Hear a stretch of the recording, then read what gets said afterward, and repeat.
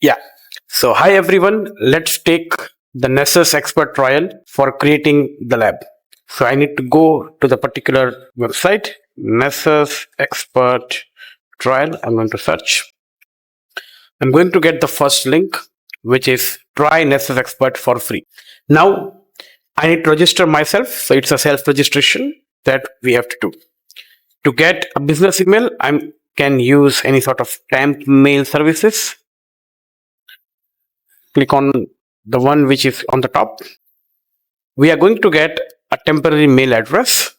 Just copy this particular email address and give our name, test lab, and my email ID. All right, and click on get started. Phone number, you can give any random number, 9988776655. Title, engineer. Company, give the same email ID, and company size, give a particular size. Click on start trial. Now, once the data has been filled up, we are going to get a register completed output. So it would say thanks to start your trial. Click on download and install Nessus. So there is an option of download one. Click on download.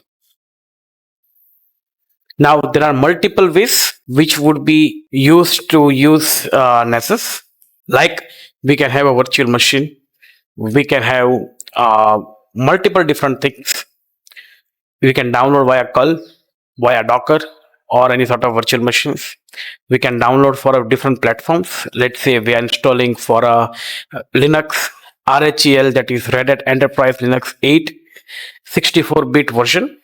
So based on what is our operating system, we can download those particular file.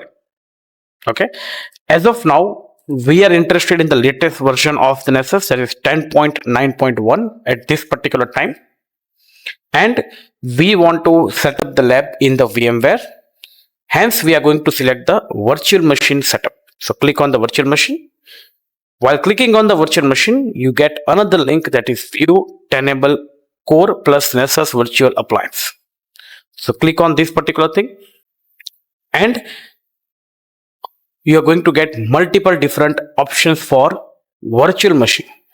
Now you have that OVA file, you have the ISO file, you have the zip file, and you have the QCOW file.